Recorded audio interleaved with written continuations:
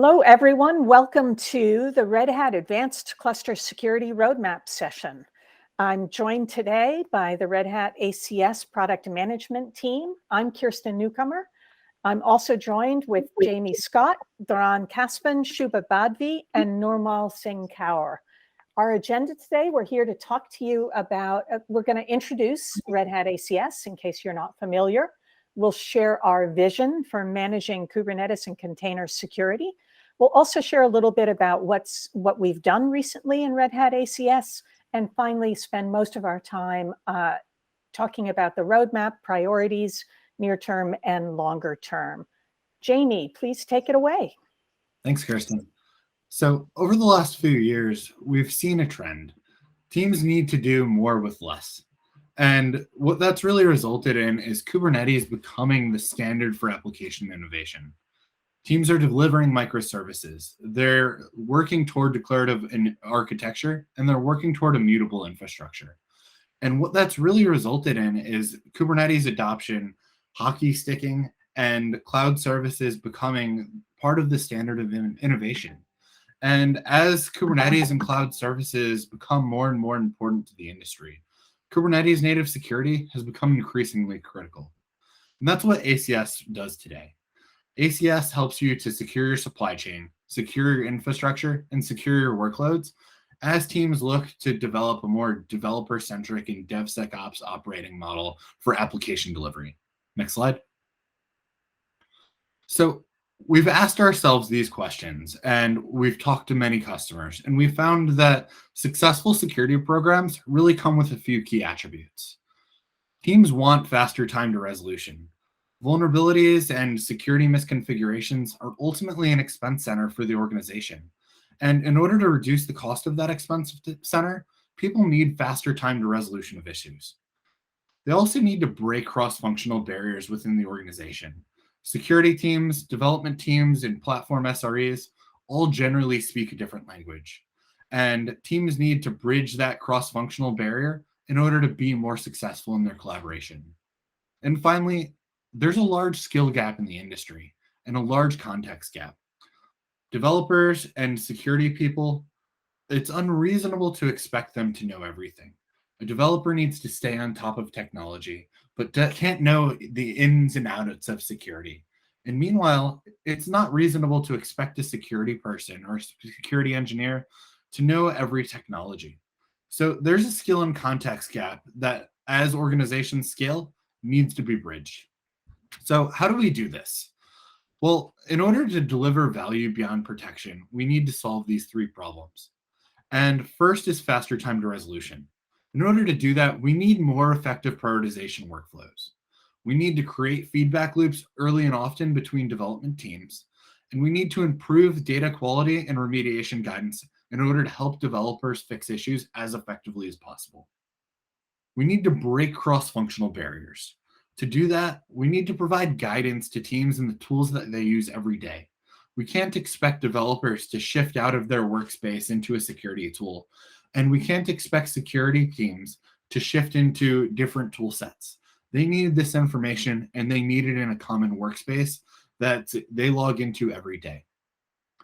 We also need to enable collaboration between these stakeholders. That means we need to create a common language for each of them. And that common language for Kubernetes is different for each organization. We need to break that barrier of language. Finally, we need to design security enforcements to minimize outages in a way that developers can design around in order for a security enforcement action never to actually break an application, because that ultimately will result in a business impact and financial loss of an outage. So finally, we need to really address the skill and context gap within our industry. And in order to do that, we need to simplify the adoption of security practices with standard patterns for developers and security teams that provide guardrails for each organization. We need to mature incident response capabilities with out-of-the-box policies, and we need to enable each and every team to make more informed risk management decisions with contextual data in order to help them facilitate those decisions. Next slide. So how does Red Hat Advanced Cluster Security help you do this today? First, we help you with vulnerability management. We scan your images for known vulnerabilities, and we help you to enforce policies in your CI workflows in order to ensure that vulnerabilities are managed appropriately for organizational policy. We need to help teams with configuration management, and that's what Red Hat Advanced Cluster Security does.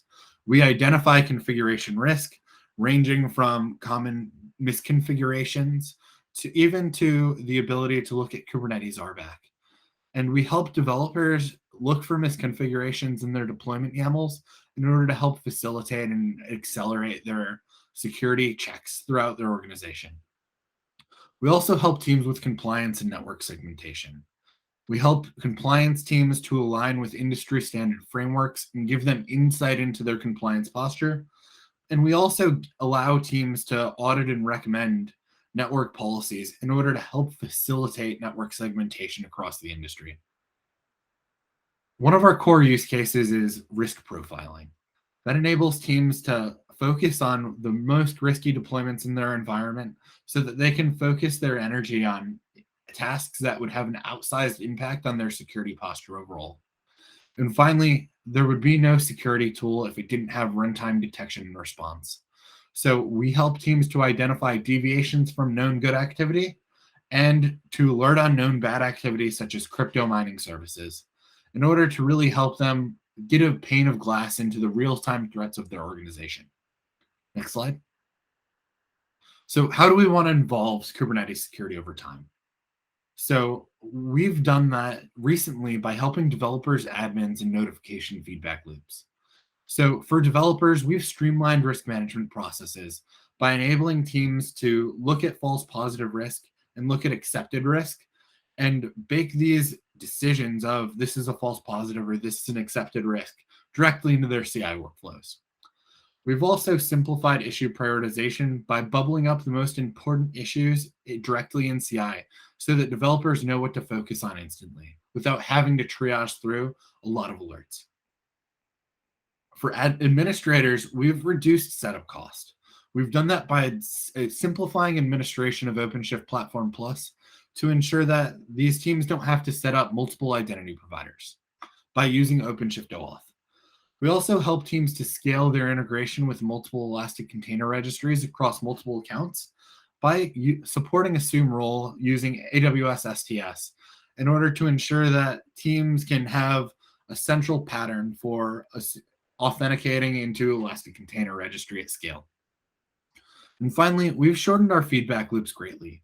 We've done that by scheduling remediation tasks for vulnerabilities to the appropriate team in a way that can continuously inform users of the most important risks in their environment. And we've also helped machines and notification workflows for incident responders by giving them additional context for runtime notification enhancements by giving their SIM the information that it needs in order to make more informed risk management decisions when someone's manually triaging an alert. Next slide. So we want to go through our team and go through each of the key priorities for Red Hat Advanced Cluster Security. These key priorities are security innovation, cloud services, portfolio integration, and open source. So let's talk a bit about security innovation, and Shub and I and Boaz will do just that. First, for a SecOps persona, security posture KPIs are incredibly important.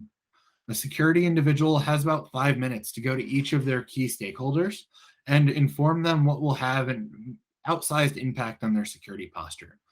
They only have a limited amount of time. So we want to bubble up the most important KPIs and show the trends over time so that they can have that conversation, but also go to their board of directors and say, this is the return on investment you've had in your Kubernetes security program. We also want to help teams to identify inactive software components. At runtime, a streamlined remediation workflow can be achieved simply by removing software packages.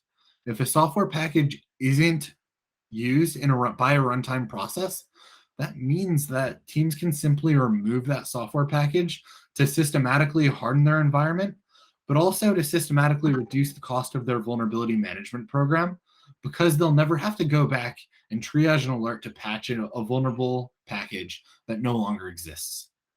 We're also looking to enhance how we do host vulnerability scanning.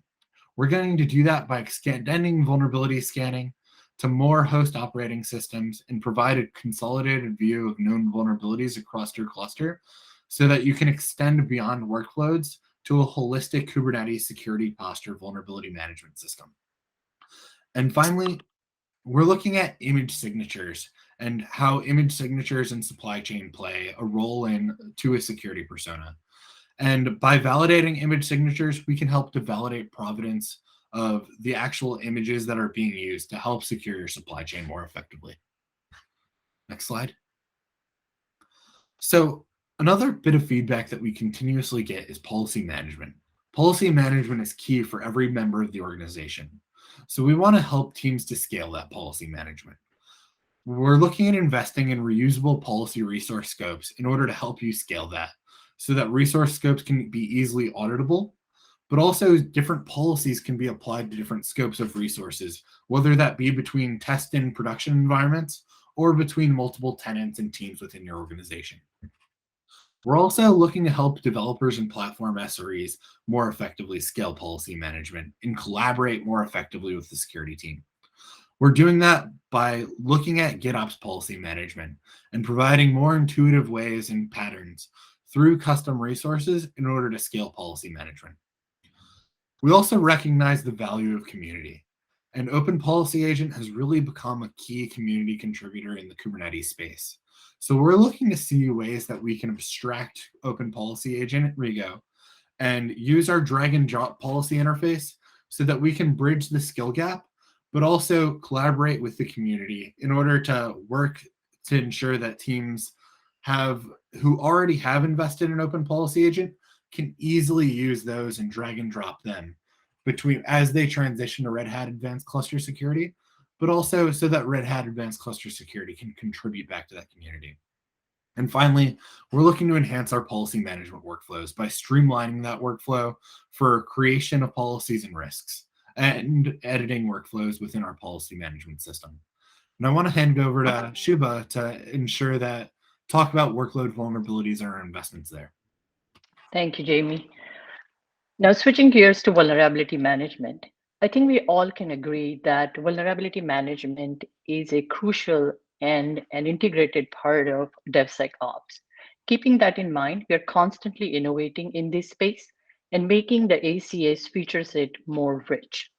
One such feature we would like to introduce this year is local image scanning for our developers. In line with industry's shift-left approach to security, we want to enable developers to scan their images on their local systems so that they can eliminate vulnerabilities faster and earlier in the development process. We intend to have a version of ACS scanner that they can install on their local system for local image scanning. The results will be stored locally and then sent to an ACS deployment for vulnerability matching. We are also looking to enhance in the area of ACS registry integration. With the upcoming release of ACS 3.69, ACS now will be able to scan images which are hosted in internal image registry for OpenShift. As you know, OpenShift internal image registry is only accessible from within the OpenShift cluster, and there is no external access to it. We are also looking to enhance registry integration with ACR. We want to automate the registry integration process for Amazon Elastic Container Registry, for those of you who use AWS. By doing so, we want to improve the scalability as well as achieve a seamless integration. We also want to enhance the remediation guidance to our developers by providing them additional information to triage detected vulnerabilities. For example, if a package is detected vulnerable, we want to be able to tell to the developer whether that package comes from the base image layer or does it come from the application layer. If it comes from the base image layer, the developers can look at the team who maintains those standardized base images for remediation. But however, if the package is in the application layer, then the responsibility for remediation falls on the app dev teams. And that's all I have. Handing it back to Boaz. Thanks, Juba. The next areas of security innovation are compliance and network policy management. Meeting security and regulatory compliance requirements is a key use case for Red Hat ACS customers. Red Hat Advanced Cluster Security includes out-of-the-box compliance policies for workloads and Kubernetes, and it integrates with the OpenShift compliance operator to extend compliance assessments throughout the stack. We plan to introduce a brand new graphical seamless user experience that better combines the two sets of capabilities. Users will be able to schedule compliance operator scans using an ACS intuitive wizard. Users will be able to customize compliance profiles to meet local and individual regulation needs. And for a better streamlined workflow, the product will present both infrastructure and workload scan results in the same view. Red Hat ACS already provides some compliance scans for EKS, AKS, and GKE, including CIS Docker, PCI DSS, and HIPAA. We will be extending those capabilities by supporting the compliance operator on these 3 additional Kubernetes distributions, starting with EKS. We will also deliver a profile for the CIS benchmark for Amazon Elastic Kubernetes Service, or EKS clusters. Kubernetes network policies are vital in helping to enable zero-trust networking within a Kubernetes cluster. They reduce the impact of network attacks by limiting the opportunity for lateral movement. Applying network policies is a recommended best practice. It is also included in the Kubernetes hardening guide published by NSA CISA. Yet, most organizations find it challenging to implement Kubernetes network policies unless they are Kubernetes experts. Red Hat ACS already helps by providing visualizations of pod-to-pod communications and by providing automated recommendations for tightening network policies. This is particularly useful in providing visibility to network security teams. We are continuing to invest in this space to help organizations take advantage of this important technology. First, we plan to ship an ACS policy that will check for proper existence of network policies across all namespaces. Second, we want to make it easier for users to get started by leveraging a recommended network policy. We plan to complement the runtime live traffic analysis available today with an analysis of declarative resources that can be done prior to development. This will allow developers to benefit from these recommendations during the development stage and to try out recommended network policies during testing. Third, we're planning to add an intuitive point-and-click visual editor side by side with the YAML editor, allowing users to select, allow, and block connections with no need to understand the underlying YAML code.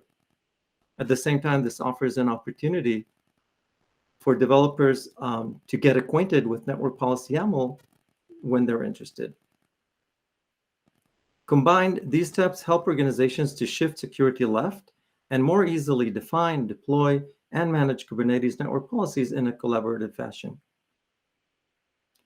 We're also planning several improvements to the network graph.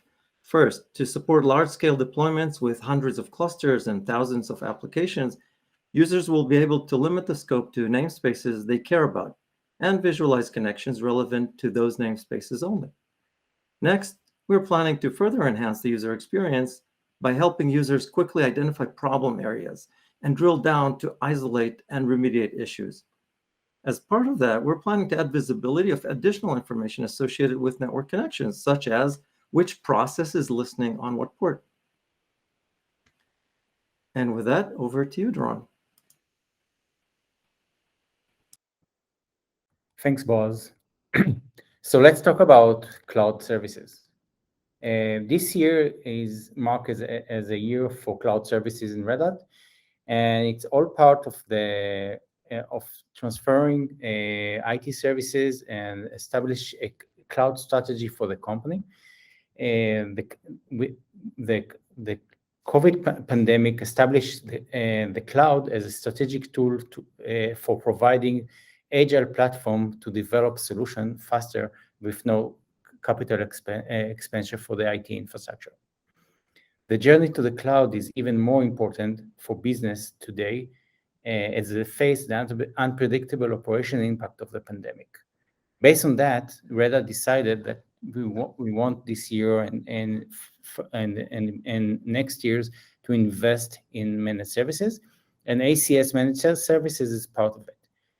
So ACS managed services will provide the capability to launch the product, the ACS product, the Advanced Cluster Security product, within minutes. So you sign up online, you can pay online, you can put your use any marketplace to buy ACS, and within minutes you will have an environment that you can use to protect your Kubernetes environment with security and resiliency that meet your requirement, the regulatory requirement. ACS cloud services will allow you to start protecting the Kubernetes deployment within minutes with built-in Kubernetes native security features that provide insight into your critical vulnerabilities and threat vectors. But all the features that was described earlier by my colleagues. With flexible consumption option, customer will be able to use a pay-as-you-go model or use their committed spend to buy ACS on managed services on Red Hat Marketplace, AWS Marketplace, and Azure Marketplace. Back to Kristen. Thanks so much, Daron. So for those of you who are using Red Hat ACS with OpenShift, we wanted to share a little bit of information about more things that we'll be doing to improve the portfolio, the integration with OpenShift. As was noted earlier, of course, you can use ACS with EKS, GKE, or AKS, and we're really looking forward to the as a service offering, also making it easier for those of you using those Kube platforms to take advantage of Red Hat ACS. So OpenShift Platform Plus is an option available to our OpenShift customers. Those of you using OpenShift, you can get OpenShift plus Advanced Cluster Security, Advanced Cluster Management, and Red Hat Quay for your global registry. So when we talk about the portfolio integration, these are the areas of integration that we're looking at. Shuba mentioned earlier that we are actively working or will be releasing soon the ability to scan the OpenShift local registry. We're also working to integrate the experience that our end users have, our customers have, when they're working with both Advanced Cluster Security and Advanced Cluster Management. We anticipate providing a security perspective in the OpenShift console. Jamie mentioned the ability already available to reuse the OpenShift OAuth provider, same identity provider across OpenShift and ACM and ACS. We'll be expanding that to have a UI for ACM and ACS with a security perspective right in the console so that you can see all your compliance policies and postures across the fleet. Similarly, we'll be exploring what we can do for visibility and management of cross-cluster networking. Multi-cluster mesh support is on the OpenShift roadmap, and this is a place where ACS will expand its security capabilities as well around network security. And then finally, we're also looking to consolidate the ACS scanner and the Claire scanner so that you have a common experience across ACS and Claire. Next, we wanted to talk a little bit about community projects. So we'll be, by the time you see this, we will likely have announced that StackRox code is fully open source. The upstream project for StackRox is in fact StackRox.io. We'll be putting a lot of energy into that community, looking forward to community support and interaction across our colleagues who care about container and Kubernetes security in the open source community. Again, we'll be consolidating our scanning capabilities into the Claire open source project. Jamie, we will also be focusing on providing more capabilities in the KubeLinter project. This KubeLinter open source project is available to you to use today to analyze Helm charts for excess privilege, things like that. We'll be extending the capabilities of that project to Kubernetes operators. Similarly, we're already collaborating with the CNCF Falco project, and we'll continue to do additional open source contributions there from the Red Hat ACS codebase. Finally, we just have kind of a quick ACS roadmap at a glance, just to give you that one-shot overview. And with that, we wanted to say thank you. There's information here about how you can find more information from Red Hat, and we look forward to talking with you again.